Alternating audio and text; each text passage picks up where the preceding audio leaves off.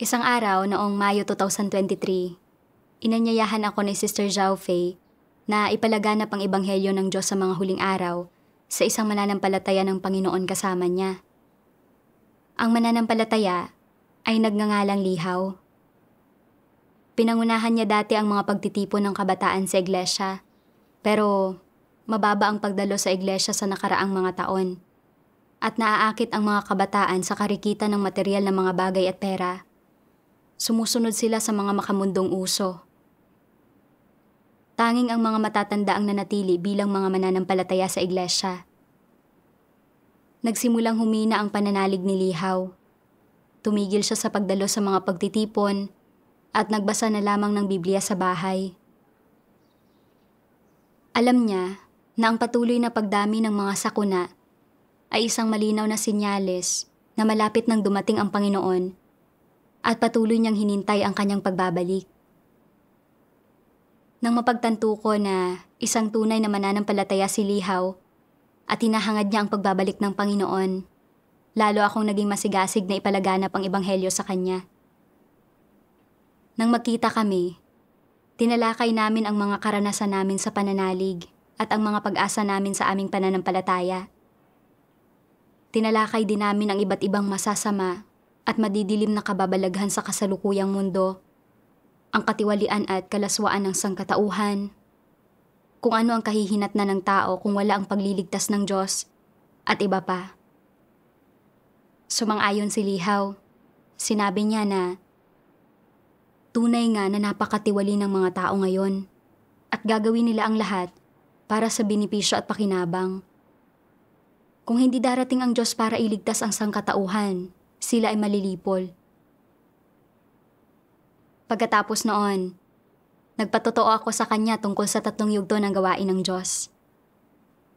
Tinalakay ko kung paanong, sa mga huling araw ng kapanahunan ng kautusan, mas naging madalas ang paggawa ng kasalanan ng mga tao.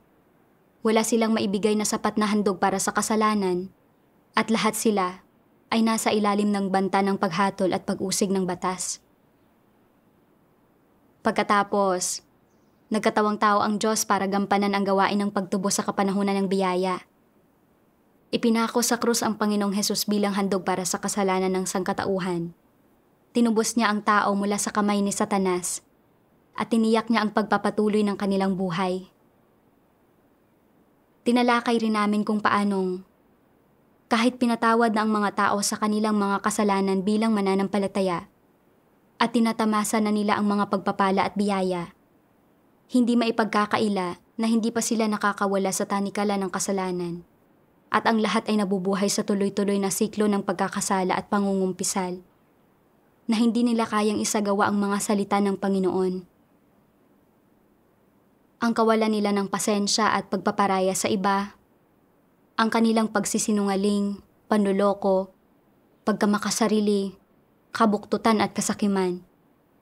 Hindi nila kayang iwaksi ang katiwaliang ito.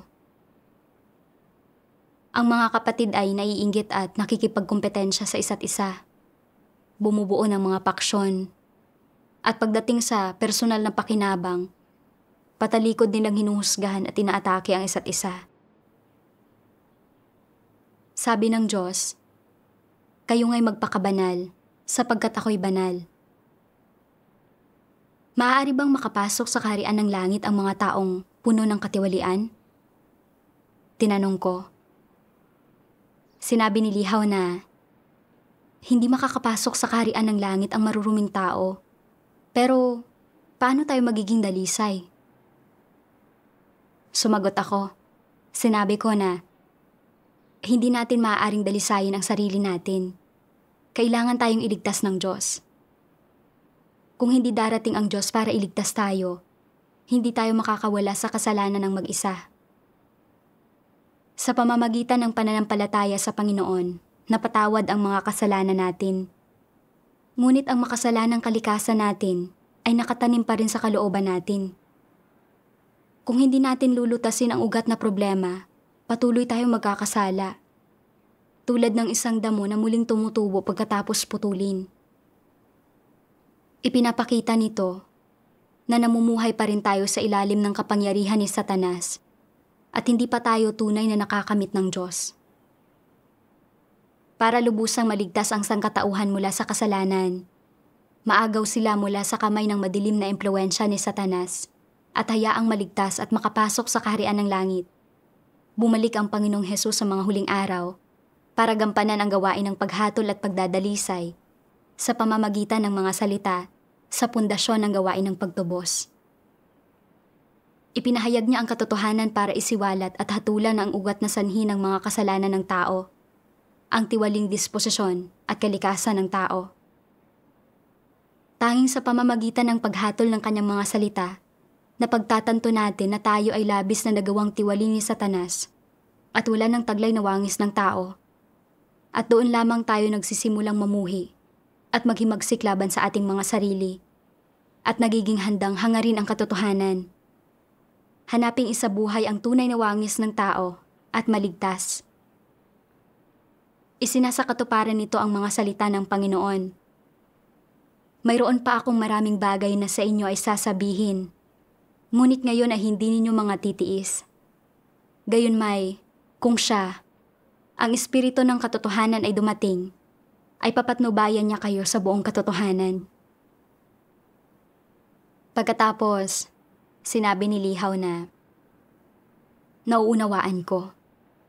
Hindi pa natin naiwawaksi ang kasalanan sa pananampalataya lamang sa Panginoon at hindi pa tayo karapat-dapat na makapasok sa kaharian ng langit. Kailangan pa rin nating tanggapin ang paghatol at pagligtas ng Diyos upang madalisay. Sinabi ko sa kanya, oo, para maligtas ang sangkatauhan, nagsagawa ang Diyos ng 3 yugto ng gawain sa kapanahunan ng kautusan, kapanahunan ng biyaya, at kapanahunan ng kaharian. Tulad sa pagsasaka, kung saan kailangang mag-araro, magtanim at mag-ani, makukumpleto lamang ang gawain pagkatapos ng 3 yugto at wala ni isa ang maaaring maiwan. Hindi sapat na matubos lang tayo ng Panginoong Hesus.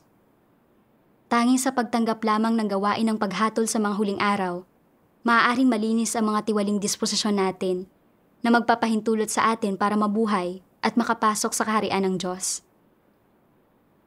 Nagpatotoo rin kami sa Kanya kung paano isinagawa ng iisang Diyos ang lahat ng 3 yugto ng gawain.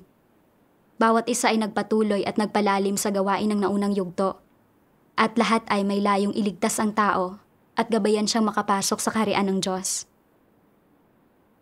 Naunawaan lahat ito ni Lihaw at masigla niyang sinabi na, nagbalik ang Panginoong Hesus para iligtas tayo. Napakagandang balita. Isang gabi, makalipas ang ilang araw, muli naming binisita si Lihaw sa kanyang bahay. Pero pagpasok pa lang namin, para siyang nataranta. At sinabi niya sa amin na, kailangan na ninyong umalis agad. Hindi ko kayo maaaring patuloyin dito. Naguluhan ako, kaya tinanong ko siya kung ano ang nangyayari. Balisa siyang sumagot na, mayroon akong COVID. Hindi tinatanggap ng sikmura ko ang anumang pagkain. Mayroon akong diarrhea at nakakaramdam ako ng panghihina. Pakiramdam ko ay hindi na ako magtatagal. Kailangan na niyong umalis agad. Ayaw kong mahawa kayo. Nang makita ko kung gaano na siya kapayat at kahina, nais kong manatili upang samahan siya at makipagbahaginan sa kanya kung paano mararanasan ang sitwasyong ito.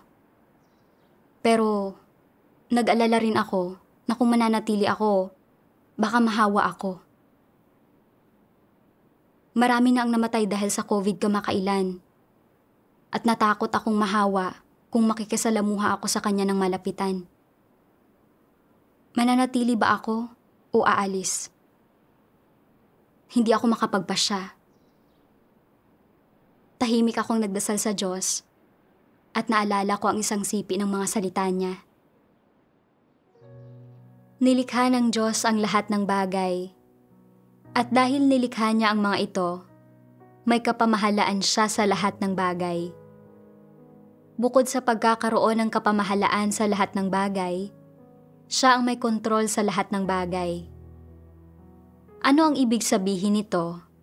Ang ideya na Ang Diyos ang may kontrol sa lahat ng bagay. Paano ito maipaliliwanag? Paano ito magagamit sa tunay na buhay? Paano mauuwi sa pagkaunawa sa kanyang autoridad ang pag-unawa sa katunayan na ang Diyos ang may kontrol sa lahat ng bagay?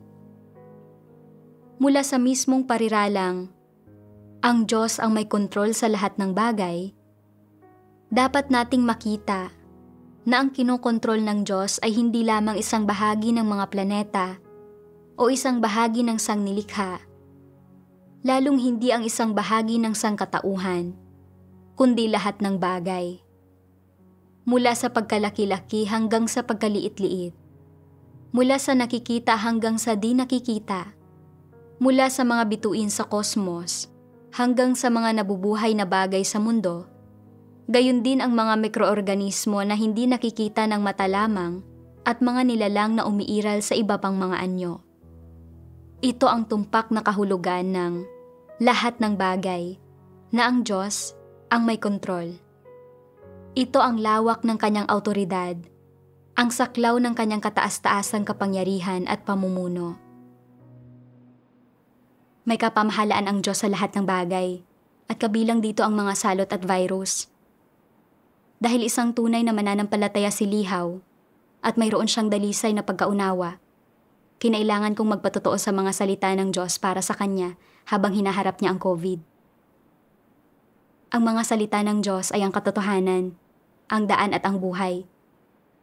Sa mga salita ng Diyos lamang natin matatagpuan ang tamang suporta.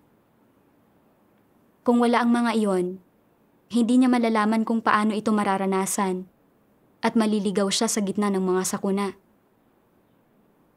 Kung mahahawa man ako o hindi, nasa Diyos na iyon. Kahit na mahawa pa ako, hindi ako mamamatay ng walang pahintulot ng Diyos. Nasa mga kamay ng Diyos ang buhay ko.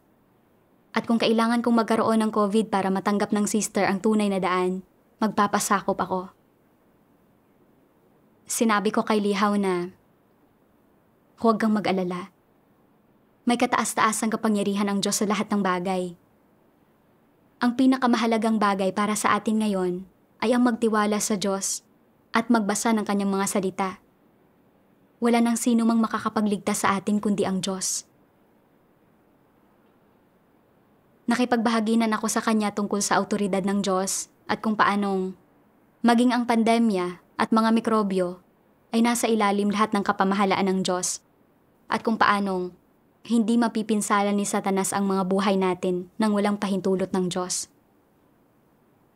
Sabi ng Diyos, kung walang pahintulot ang Diyos, mahirap para kay Satanas na hipuin kahit ng isang patak ng tubig o butil ng buhangin sa lupa. Kung walang pahintulot ang Diyos, na hindi malaya si Satanas na galawin man lamang ang mga langgam sa lupa, lalo na ang sangkatauhan na nilikha ng Diyos. Pagkatapos marinig ang pagbabahagi ko, inanyayahan kami ni Lihaw na pumasok. Nagpatuloy kaming makipagbahaginan sa kanya. Sinabi namin na nagpropesiya ang Panginoong Hesus sa Biblia na magkakaroon ng matitinding sakuna sa kanyang pagdating. Nagpropesiya rin ang aklat ng pahayag na magkakaroon ng matitinding sakuna sa katapusan ng mundo. Ngayong patindi na ang mga sakuna, ano ba ang layunin ng Diyos? Sumagot si Lihaw. Sinabi niya na paparating na ang apokalipsis at lilipulin ng Diyos ang sangkatauhan. Sinabi ko na ang tanging layunin ba ng mga sakuna ay para lipulin ang sangkatauhan? Tingnan natin kung ano ang sinasabi ng mga salita ng Diyos tungkol dito. Sabi ng Diyos, ginagamit ng Diyos ang mga kasalukuyang kaganapan sa buong mundo bilang mga pagkakataon upang madama ng mga tao ang pagkataranta na nagtutulak sa kanila na hanapin ang Diyos upang bumalik sila sa kanyang harapan.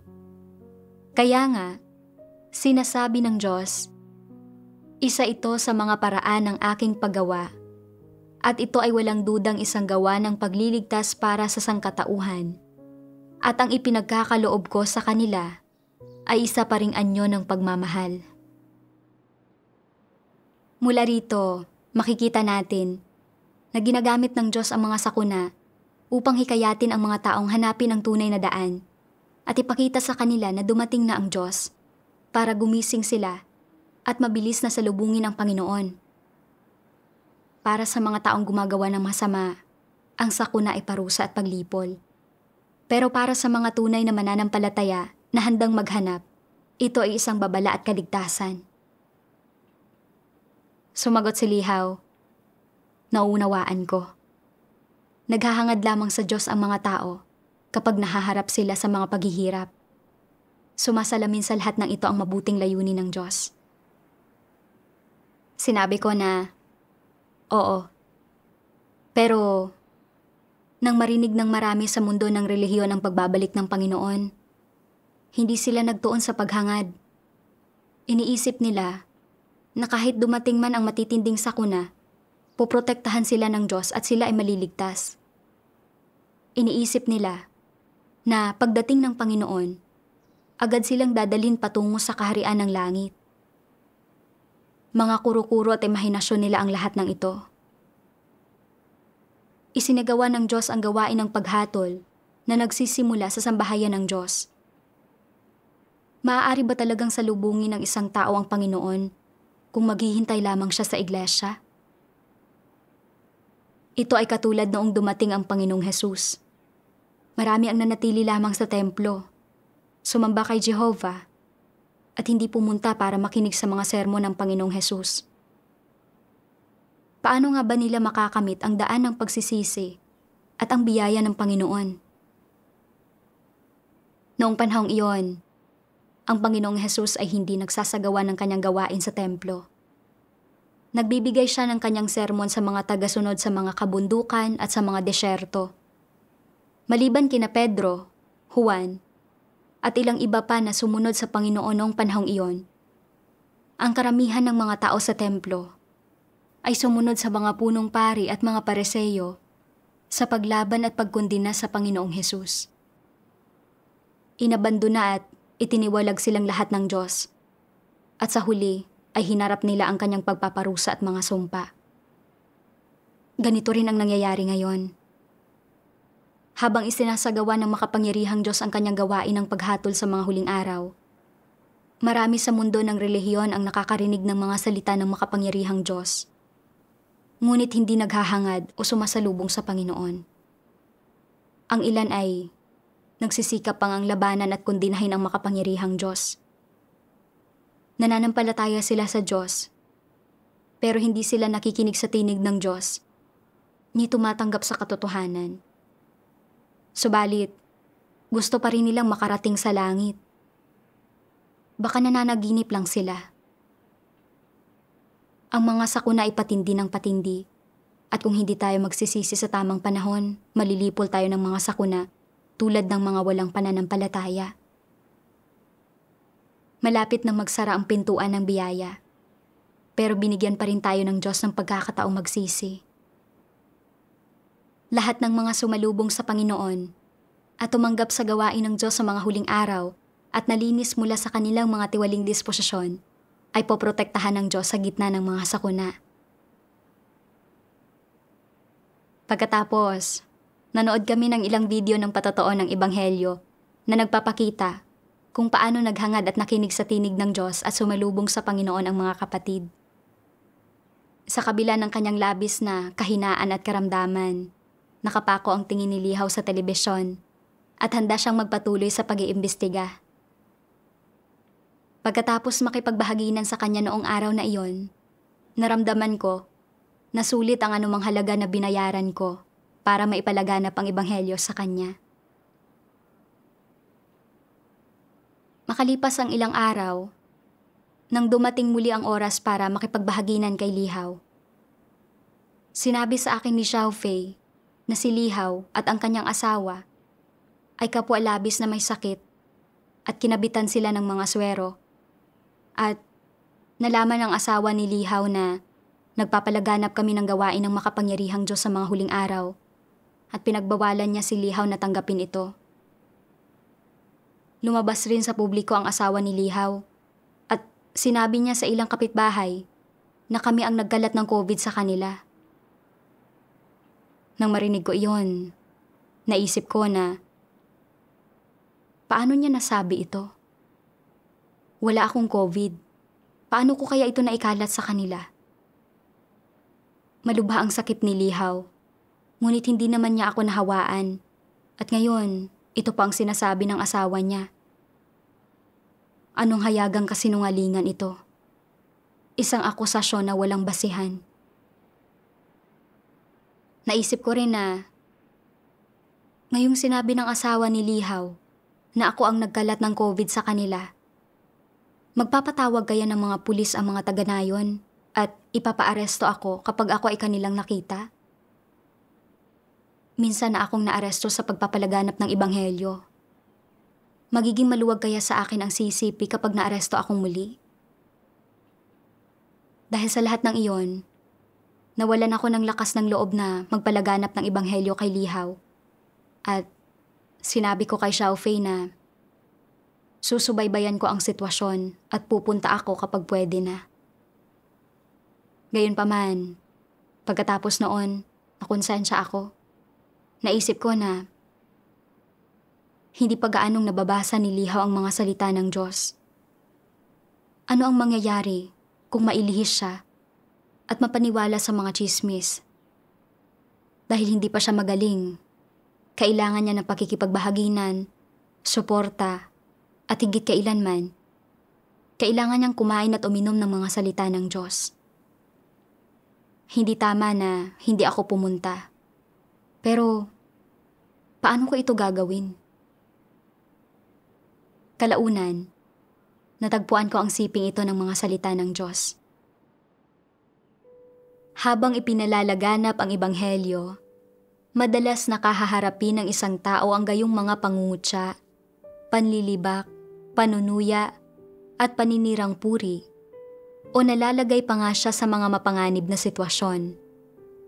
Ang ilang kapatid, halimbawa, ay tinutuligsa o dinudukot ng masasamang tao at ang iba ay isinusumbong sa mga pulis na siya namang ipinapasa sa pamahalaan.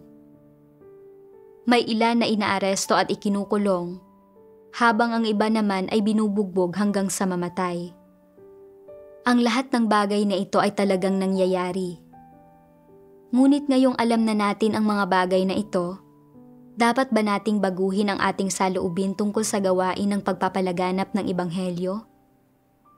Ang pagpapalaganap sa ebanghelyo ay responsibilidad at obligasyon ng lahat. Anumang oras, anuman ang ating marinig o makita, o anumang klase ang pagtrato sa atin, kailangang palagi nating panindigan ang responsibilidad na ito ng pagpapalaganap ng ebanghelyo. Anuman ang sitwasyon, hindi natin dapat isuko ang tungkuling ito dahil sa pagiging negatibo o sa kahinaan. Ang tungkuling ipalaganap ang ebanghelyo ay hindi mapayapang paglalayag, kundi puno ng panganib.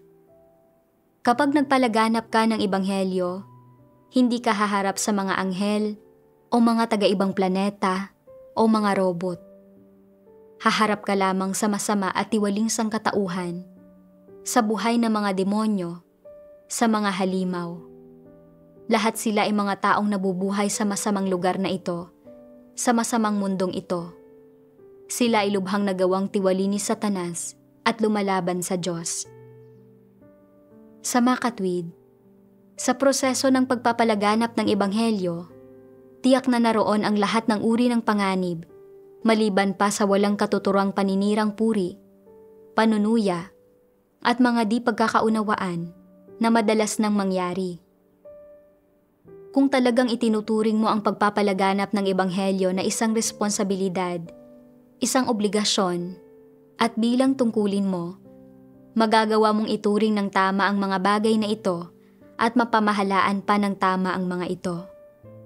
Hindi mo susukuan ang iyong responsibilidad at ang iyong obligasyon, ni hindi ka lilihis mula sa iyong orihinal na layunin na ipalaganap ang ebanghelyo at magpatotoo sa Diyos dahil sa mga bagay na ito, at hindi mo isasantabi ang responsibilidad na ito sapagkat ito ang tungkulin mo.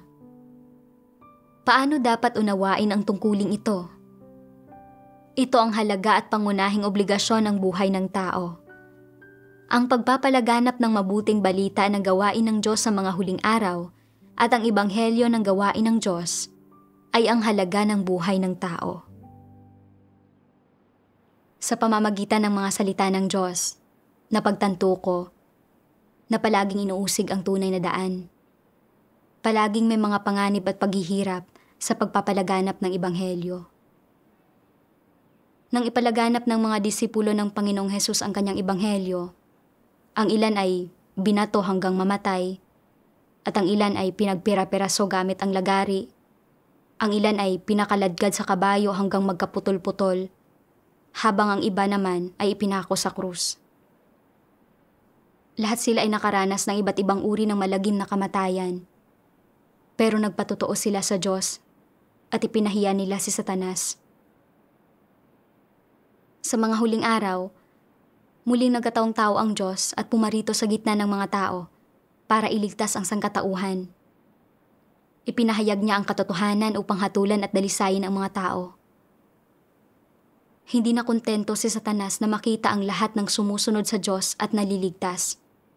Kaya, nagsikap itong hadlangan at guluhin ang gawain ng Diyos. Hindi lamang ang gobyerno, kundi pati na rin ang buong mundo ng relihiyon ay nagsumikap na labanan ang gawain ng Diyos.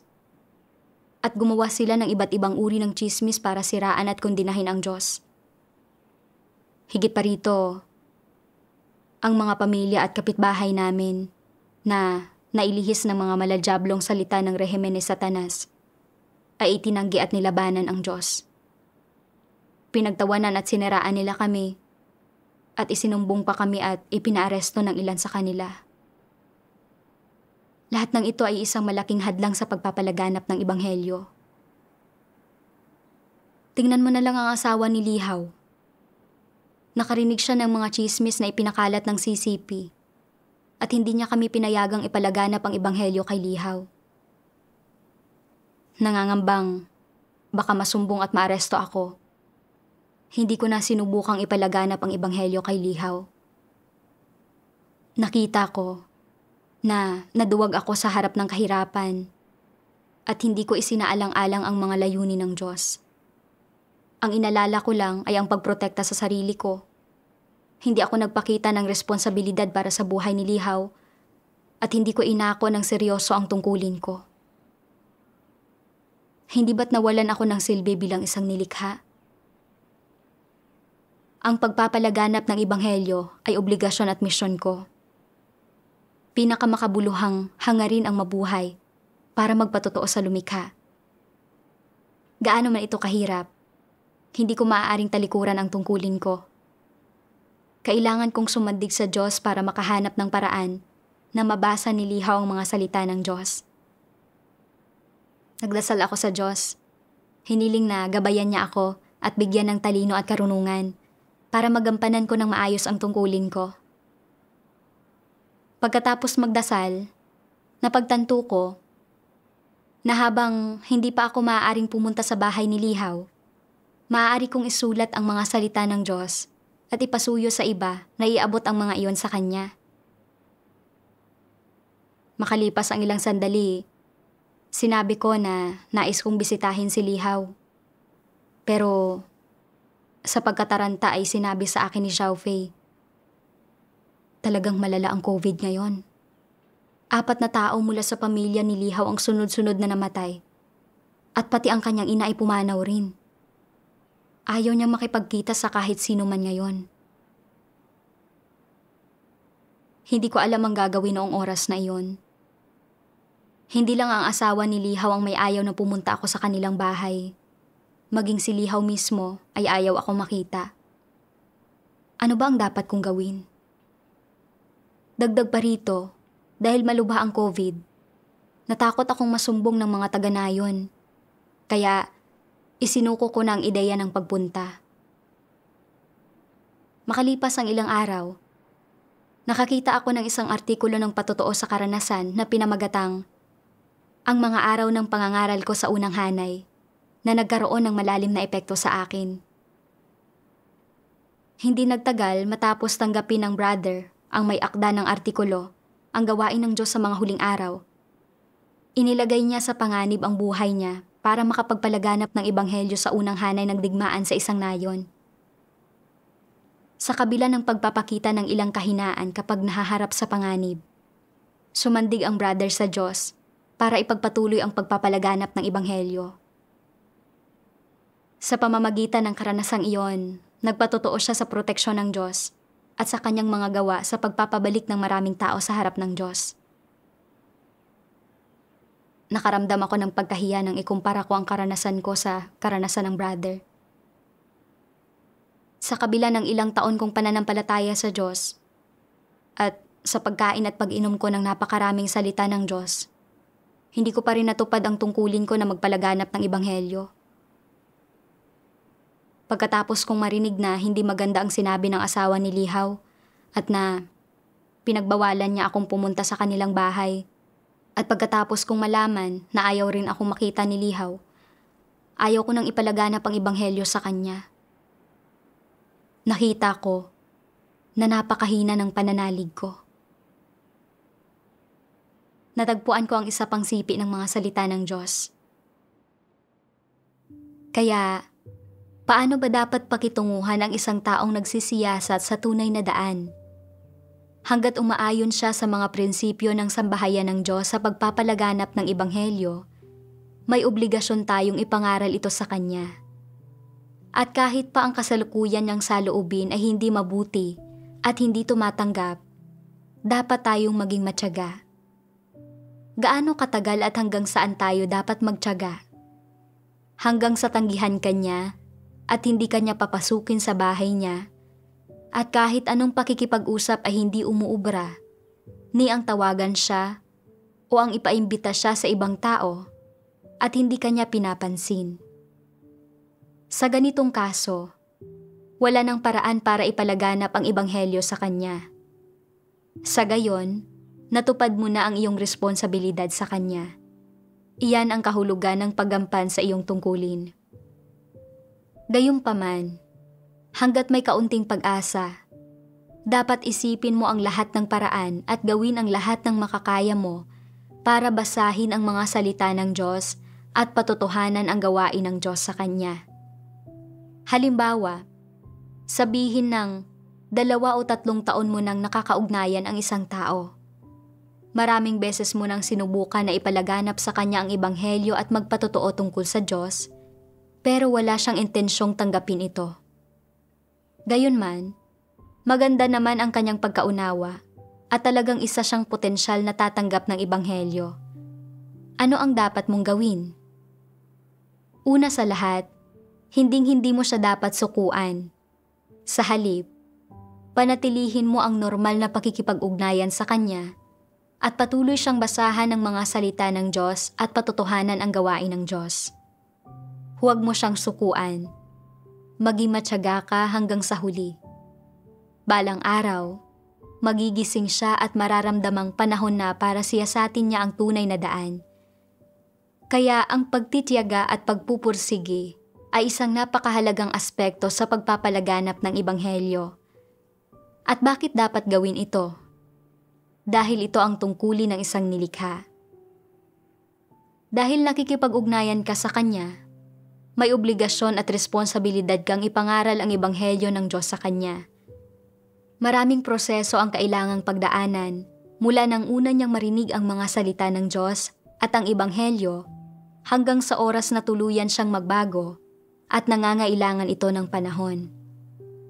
Sa panahong ito, kailangan mong maging matyaga at maghintay hanggang sa dumating ang araw na siya ay magbago na at madala mo siya sa harap ng Diyos, pabalik sa sambahayan ng Diyos.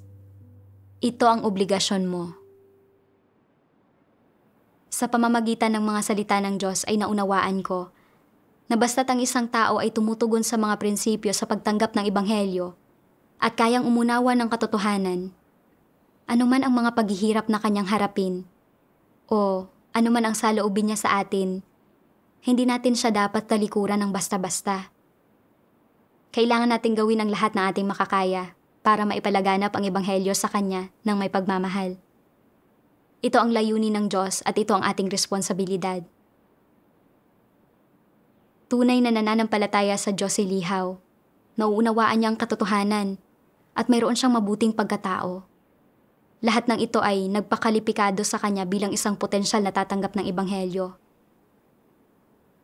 Dahil lamang sa paghadlang ng asawa niya, mga kamatayan sa pamilya niya at mga tsismis na ipinakalat ng CCP, kaya siya naging mahina sa kanyang puso. Kailangan kong gawin ang lahat ng makakaya ko para makipagbahaginan at masuportahan siya. Pero ayaw kong ipalaganap ang ebanghelyo sa kanya sa takot na isumbong ako ng asawa niya. Nasaan ang pagpapahalaga ko sa responsibilidad? Naisip ko ang mga salita ng Diyos. Napakasimple na ngayon. Tumingin ka sa akin gamit ang iyong puso at agad na lalakas ang iyong espiritu. Magkakaroon ka ng landas sa pagsasagawa at gagabayan ko ang bawat hakbang mo. Mabubunyag sa iyo ang aking salita sa lahat ng sandali at sa lahat ng dako. Saan man o kailanman, o gaano man kahirap ang kapaligiran, ipapakita ko sa iyo ng malinaw at mabubunyag ang aking puso kung titingin ka sa akin gamit ang iyong puso. Sa ganitong paraan ay matatakbo mo ang landas sa unahan at hindi ka maliligaw. Amen. Ang mga salita ng Diyos ang nagbigay sa akin ng isang landas ng pagsasagawa. Kailangan ko magdasal at sumandig sa Diyos sa tungkulin ko. May malubhang sakit si Lihaw, pero hindi pa rin ako nahawa ng COVID mula sa kanya. At tungkol naman sa kanyang asawa, hindi ba't nasa kamay rin ng Diyos ang mga saloobin niya?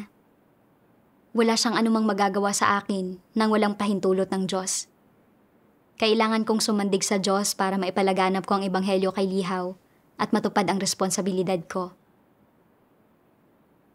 Nang mapagtanto ko ito, bumalik sa akin ang pananalig at lakas para gampanan ang tungkulin ko.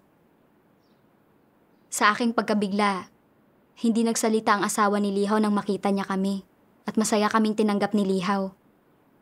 Dahil dito, naisip ko ang mga salita ng Diyos. Ang puso at espiritu ng tao ay hawak ng Diyos. At lahat ng tungkol sa buhay niya ay namamasdan ng mga mata ng Diyos. Naniniwala ka man sa lahat ng ito o hindi, ang anuman at ang lahat ng bagay, buhay man o patay, ay lilipat, magbabago, mapapanibago, at maglalaho alinsunod sa mga iniisip ng Diyos. Ganito humahawak ng kataas-taasang kapangyarihan ang Diyos sa lahat ng bagay. Sinasabi rin sa Biblia na ang puso ng hari ay nasa kamay ni Jehovah na parang mga batis ng tubig. Ikinikiling niya ito saan man niya ibigin. Wala nang mas tama pa rito. Nasa ilalim ng kataas-taasang kapangyarihan ng Diyos ang lahat ng bagay, at ang lahat, buhay man o patay, ay nasa kanyang mga kamay. Nung handa na akong makipagtulungan, nabago ang buong sitwasyon. Napakasaya ko at tinanong ko siya, "Binasa mo ba ang mga salita ng Diyos na kinopya ko para sa iyo?" Sumagot siya, sinabi niya na, "Oo, binasa ko." Akala ko talaga hindi na ako makakabangon, pero binasa ko ang mga salita ng Diyos. Ang salita ng Diyos ay mabisang gamot. Ang makapangyarihang Diyos ay ang pinakamakapangyarihang manggagamot. Ito ang nagbigay sa akin ng pananalig at lakas. Iniligtas ako ng mga salita ng Diyos. Sa pagpupulong na iyon, tinalakay ko ang tungkol sa espiritual na laban sa konteksto ng mga tsismis na ipinakalat ng malaking pulang dragon at ng mundo ng relihiyon. Sinusundan ng panggugulo at pag-uusig ni Satanas ang gawain ng Diyos saan man ito magtungo. Nang isagawa ng Panginoong Hesus ang kanyang gawain, ipinakalat rin ng mga tao ang mga tsismis tungkol sa kanya.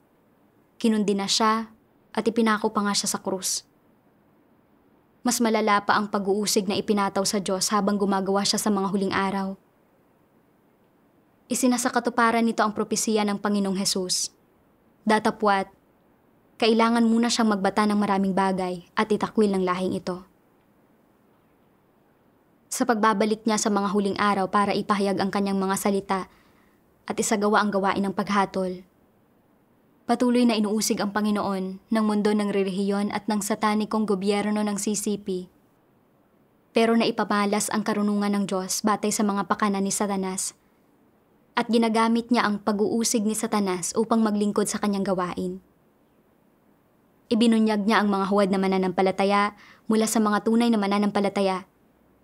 At ibinunyag din niya ang mga duwag at iyong mga nais lamang na makinabang hanggat nais nila. Ang mga may tunay na pananalig na talagang nagmamahal sa katotohanan ay malapit na nakasunod sa makapangyarihang Diyos. Kumakain at umiinom sila ng kanyang mga salita at naghahangad ng katotohanan. Hindi nila kailanman tatalikuran ang tunay na daan, anuman ang paghihirap at pag-uusig na kanilang harapin. At sa pamamagitan ng pagdanas ng paghatol, pagkastigo, pagsubok at mga pagpipino ng mga salita ng Diyos, tuluyan nilang naiwawaksi ang mga tiwaling disposisyon nila at sila ay napeperpekto at nakakamit ng Diyos. Inilalarawan sila sa aklat ng pahayag bilang, ang mga ito'y ang nanggaling sa malaking kapighatian at nangaghugas ng kanilang mga damit at pinaputi sa dugo ng kordero. Ang mga duwag, takot at huwad na mananampalataya ay isiniwalat at ibinunyag. Kung walang pag-uusig at paghihirap, imposibleng mahiwalay ang mga tunay na mananampalataya mula sa mga huwad. Sinabi ni Lihaw na, tunay na matalino ang Diyos. Hindi ko naisip na noong bumalik ang Panginoon para isagawa ang kanyang gawain, paghihiwalayin niya ang bawat isa ayon sa kanilang uri sa ganitong paraan. Pagkatapos, magkasama kaming nagbasa ng ilang sipi na may kaugnayan sa gawain ng paghatol ng Diyos sa mga huling araw. Ito ang isa sa mga sipi. Sa pagsasakatuparan ng kanyang gawain ng paghatol, hindi lamang basta nililinaw ng Diyos ang kalikasan ng tao sa iilang salita lamang. Inilalantad at pinupungusan niya ng pangmatagalan. Ang lahat ng ganitong mga pamamaraan ng paglalantad at pagpupungos ay hindi maaaring mahalinhan ng mga ordinaryong salita, kundi ng katotohanang hindi man lang taglay ng tao. Ang ganitong klaseng mga pamamaraan lamang ang matatawag na paghatol.